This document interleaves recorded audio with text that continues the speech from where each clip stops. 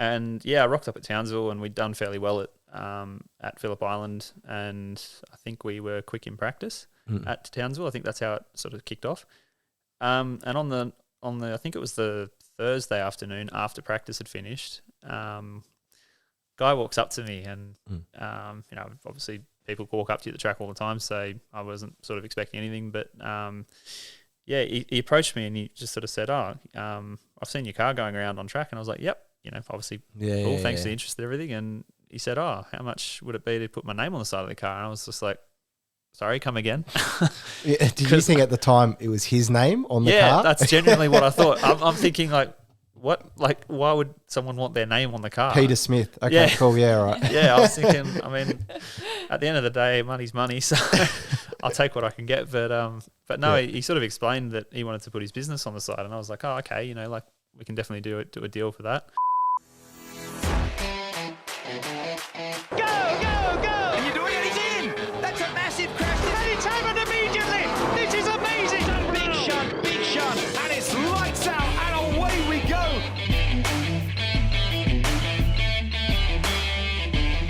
We're talking about go-karting though. Do you have any memories of, like, especially for myself as well, North Shore Kart Club? Do you have any like memories that you've met, like from mates that you've met through karts and cars now, and who are mates with now? Do you have any memories like that? Or not really? Or are you a bit introvert? I'm fairly introverted as it is, but I have met a lot of people from karting that we're all still pretty close mates today. I still work with a fair few of them as it is at Driving Solutions at Sydney Motorsport Park. So yeah. So you work with Driving Solutions? Yeah. Oh, okay. I thought you just worked with Rick Bates. No, I've worked with Rick in the past. Some of the driver training stuff I've done. It takes a fair bit of time. Like, you got to be committed for sometimes weeks at a time to a job. You can't sort of take that sort of time off a normal job. So yeah, before I did work at council in the engineering role I'm in now. When I was at uni, I used to be able to have a bit more time off, so I used to be able to do stuff with Rick a little bit more often. And I used to do stuff with Driving Solutions a bit more often as well, but just, recently it's been a little bit harder with, because I, as I said, work full time, so you can't just take time off work all the time. Yeah. But I do night work out there sometimes now, so. Oh, at Driving Solutions at night? Yeah. So after your other job? Yep. Yeah, okay. So you go back to back to back. Oh, that explains, because trying to get in contact with you through your dad, because I was like, Locky's literally not picking up. No, I'm hopeless sometimes when it comes to contact. It's just I was like, give him time, Dan. Give him time. It's just been, and I mean, especially at the moment, obviously having won the 86 series, we're trying to look at what to do for next year. Yep. And going forward, and so you've still got that 50k pocketed away, essentially. Yep. You didn't buy that new car with the 50k. Nope. You didn't buy money with Toyota for the other brand. Nope. I'm not commenting on the brand of that car. It's the same car. It's the same car. No, the 50 grand was it's going to be in the bank for a little while, I hope. So we'll see how we go for next year. But obviously chasing sponsors for next year for what we want to try and do has been the main focus since Bathurst. And how did you get old mate removals? That was the most randomest. Like, I literally thought you were taking when I saw that on the car a few years ago, I thought you and Scott were taking the piss. Like, because it literally says old mate removals, and I was like, did they just sticker this on with like race tape and put fucking old mate removals on there? No. Do you know what I mean? Like, I literally thought it was like a racing game thing. Do you know what I mean? It actually is quite it's an interesting story. Yeah. So the first year we did 86s, we didn't have anything on the car at the first round. Yeah. At Phillip Island, and we went to Townsville, pretty much in the same boat, because they weren't that. I don't think they were that far apart that year. And I rocked up at Townsville, and we'd done fairly well at Phillip Island, and I think we were quick in practice at Townsville. I think that's how it sort of kicked off. And on the I think it was the Thursday afternoon after practice had finished, guy walks up to me, and obviously people walk up to you at the track all the time, so I wasn't sort of expecting anything, but he approached me and he just sort of said, I've seen your car going around on track, and I was like, yep, obviously cool, thanks for the interest and everything. And he said, "Oh, how much would it be to put my name on the side of the car?" And I was just like, "Sorry, come again." Did you think at the time it was his name on the car? Yeah, that's genuinely what I thought. I'm thinking like, what? Like, why would someone want their name on the car? Peter Smith. Okay, Yeah. cool. Yeah, right. Yeah, I was thinking, I mean, at the end of the day, money's money, so I'll take what I can get. But no, Yeah. he sort of explained that he wanted to put his business on the side, and I was like, oh, okay, you know, like we can definitely do a deal for that. Yep. So yeah, literally did a trackside deal. Came up with a sum of money for him to put his name on the side of the car. He went off, and about half an hour later, he walks back with a wad of cash, and I'm just like, fair enough. Holy shit! And then how did you get? Because that was the Thursday. Was it the Thursday or the Friday that car was blank? Thursday, and then I rang up a local signwriter, Yeah, and because I was ringing around trying to find someone, and then someone else ended up recommending me to use this particular guy, and rang him up on the Thursday night, and he said, "Yep, I can print that overnight.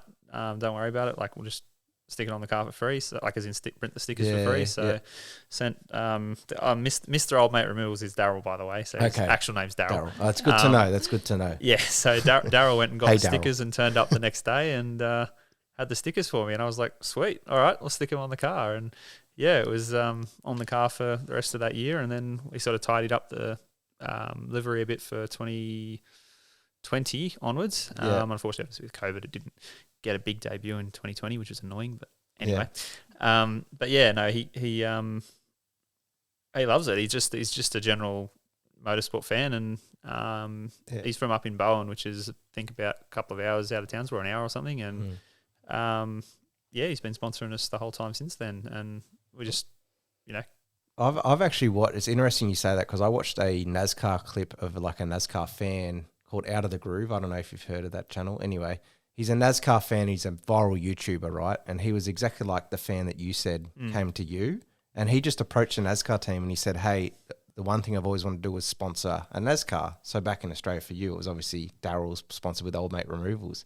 And some people legit just get like that adrenaline rush for sponsoring a race car. And I guess that happened for Daryl, I guess. Yeah, 100%. No, he loves the sport, and he, I think, likes giving young guys a go. So for us as well, like given, as I said, because we had good pace, him being a local business, it was always going to be good for him to sort of, I guess, make or take advantage of that in terms of what he needs to get out of it. But I think generally, yeah, like his interest in sponsoring is more about just sort of the enjoyment of the sport, and you know, obviously he's helped us a lot, and I'm very appreciative of the support he's given, and I think he's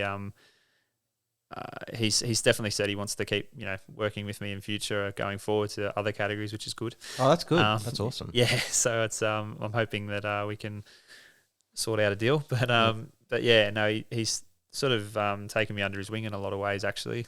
Like this year, when we went up to Townsville, he had it wasn't just his, it was sort of him and a conglomerate of other people. But they had this mad corporate box sitting up on the very top of the hill at Townsville, which overlooks all of the last few corners, and you can see probably half the track from it. Yep. And he just calls me up, and he's just like, oh, like, 'cause we won the first 2 races, I think. And he calls me up, and he's just like, oh, come up here. You know, got some people you might want to meet. And I'm just like, okay. Walk up to this pit box, and he's all like, there's this mad party going on. I'm just like, okay, what's the go here? He's just like, oh, these are all my mates. So we just like, he introduces me to all of them, and a couple of them are sponsoring, you know, some of the other guys in the in supercars and whatnot. And one of them is sponsoring Zach Best, I think. Yep. And yeah, like I'm chatting away to all of them, and I think it was Bryce Forward's family were in there as well, and we're just like all having a bit of a yarn and bit to drink. So yeah, it was a good afternoon, actually. It was probably one of the best events in motorsport I've ever been to. So it was good it's good when you can kick back and relax a bit after a day in the track, because, you know, a lot of the time, as you would know, you sort of feel like you're rushing from one thing to the next, and you don't get much of a break. And, you know, as soon as you finish one thing, you're just immediately thinking about the next thing. Or at least that's how I am anyway. I'm finished one race, and on the in lap, I'm thinking about the start of the next race. I'm different to you. I'm actually very, very relaxed, but at the same time very focused. So like, I try to relax my heart rate And then, so you go from one session straight to the next as Mentally, you're mentally in the pits. Wow, I clock out as I come into the pits, then take a breather, then look at it. Yeah, no, I've always been that way, even from karting days, man. Like, I think it's actually one of our other old teammates, Dimitri. Yeah, I was going to bring him up. Yeah. This convo part kind of came from the karting thing. Yeah. No, one of our Cosmic Racing Australia teammates. I remember actually back in, I think it was 2014 maybe. When was that when you teamed up with him in Enduro? Was it? Did you team up with him in his Subaru or not? Yeah, that was in the Subaru in 2017 and 18. Okay. But yeah, no, this is back in the karting days. I remember we were both thinking about, I think it was Easter Creek in reverse. Yeah. And it was for the New South Wales closed state titles, I think, or open states or something. Yeah. And one of the things about that track in reverse is if you start on the outside, you're going to have a bad time, basically.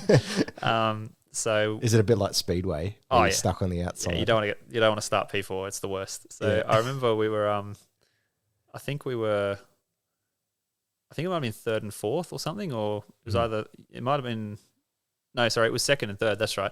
We were coming second and third, and he was second, I was third, and I knew the guy behind us was chasing us, and I'm pushing him along, and it got to the last lap. I'm like, sweet, he can start second, I'll start third. I'm happy with that. Yeah. But the guy behind me was pushing me along, and I'm going like, oh man, I hope I don't lose to fourth. I want to stay third, like just third, nothing else. Yeah. Oh, you don't want to get that push out of the way. Yeah. I don't want to go back. Like, I don't want to be wasting time trying not to get second, and then lose to fourth in the process. That just makes it even worse. So I was sitting there pushing Dimitri along, going like, no, you go off and get second. I'm happy in third. Yeah. And he knew that, and he also wanted third, so he kept looking back at me trying to like slow down and let me through, and I'm like, no, I'm not going past, like you go. Meanwhile, old mate in fourth is like trying to pass us both. Yeah. We got to the last corner, we're coming up the hill, and Dimitri like backs right out of it, and we're like screaming up to the finish line. I'm like catching him, and I think I had to jam the brakes on literally as I crossed the line, and I was next to the guy in fourth coming across the line as well, so I like skidded across the line and was like, yeah, got there at the end, but all of that was to start third for the third for the final. So. What's your take though on, obviously karting has changed massively since we left, since the doing era. What's your take on it now? Like, because back when we were racing, there was massive fields. I think back then it was literally one race for the state title, which you won in Tasmania as well, didn't you? For Club and Light at one stage? Oh, nearly. Okay. I am still salty about that. You know when people say you should let go of grudges? Yep. Like in motorsport, it just never happens. You remember every single race you almost won. And in fact, I lose track of the ones I did win, remembering the ones I almost won. So. That reminds me of someone else over here. Yeah. I'm like, just let it go, Dan. It happened. It was in the moment. He's like, no, I'll always remember that. Oh, it's terrible. It's like we're all like, no matter how successful you are, you remember the one that got away, and you're just like, could have had one more. Yeah. But yeah, no, that particular one, I missed the first day of practice actually, and flew to Tasmania during my schoolies trip. Actually, that's right. Wow. I cut short schoolies to go and race go-karts. That's how crazy I was. And the whole weekend after that, we were sort of a little bit behind the eight ball. Because you've been partying at schoolies. Yeah, that's right. I was still hungover. Did you go to the Gold Coast, or where'd you go? No, I couldn't go to the Gold Coast. Went to Terrigal, actually, on the Central Coast. So we had a bit of a wild time there. With no details needed for that one. I never finished school, so I actually never got to do schoolies. So I actually don't know what that experience is like. There's always time, Dan. It's always time. I'd be a toolie now. Hey, always time to party. What are you talking about? Old man Dan. I'm actually getting grey now. Anyway. Hey, you said it. We were behind the eight ball, and another one of our ex-teammates. This is like a podcast about all our ex go-karting teammates. Was that Harry? Yep. Yes, that's what I thought. He ended up winning. But in that race, because he'd won all of the races before that, not easily, but fairly comfortably. Yeah. And I said to Dad before the race, like, I'm going to need to think of something here, because he was faster than we were, and I couldn't match his pace. And I was thinking, right, if all I can do really is just get ahead at the start and just try and defend it for the rest of the race. Got a mad start, like the best start I think I've ever got in all of my racing career. Yep. Jumped from, I don't know if I was second or third or something. Anyway, I was behind him. jumped into first on the first lap and was like holding him off. And then I think someone else passed him, and then they punted me. Yeah. Was this in the final, was it? In the final, yeah. It was only about probably 4 laps from the finish or something. And because he tried to pass me like 3 times, come up the inside, I'd like let him go, cause knowing I was going to get a better exit, and just kept crisscrossing him. Yeah. And yeah, did that about 3 times, and then I don't think he liked it very much, so he got me the 4th time. But yeah, I think we dropped back to 4th or something in the end. But yeah, no, I never actually won an open state title in go-karting, unfortunately. I won the closed state in 2014. I thought you did win a state title. I won the closed state title in 2014, but not an open state, unfortunately. It was one of the things I probably came close to several times, and then found a way to overthink it and throw it away. Yeah. So yeah, no, we as I said, that's probably what I said earlier. You know, we missed out a couple of times in karting, and yeah, something about cars just worked from the get-go, because I think I won my first racing cars, which was good. So, yeah. Do you have any advice though for like guys, like especially when you were younger, and obviously a father and son team, to move into cars that are like a budget level? Do you have any Just advice? do it. Just do it? Just do it. Stop telling yourself you can't afford it. Especially if you're spending big money doing go-karting, the budget you need to do state level car racing is less than what you would spend on like a serious national level go-karting campaign anyway. Yeah. It depends what you want to do. You know, if you want to race internationally in karting or something, and go and race in Europe, then yeah, by all means keep doing karting, because that's what you should be doing. But if you want to race cars here and start the pathway, then you need to take action and actually do it. We probably always thought car racing was more expensive than it had. Well, I mean, it is expensive, but like more out of reach than what we probably thought it has been when we were younger. And if you ask me, even in my last year of karting, you know, if you asked me would I be racing Formula Ford the next year, I'd have laughed. Yeah. But yeah, no, you can actually most things you can run yourself at a state level if you're willing to put in the work and the time to understand the car. So yeah, procrastinating, and I should make a note that I procrastinate all the time. It's a bit like a, you know, don't do as I say, not as I do type thing. But but if you procrastinate in making that decision, you just end up wasting time. Yeah, you end up wasting time, and sort of the earlier you get into cars and start trying to understand how the cars work and what you need to do differently, the better that'll put you 5-6 years down the track when you're trying to make that sort of step up into, you know, development series or whatever it is you're trying to get to when you're, you know, in your early 20s or whatever.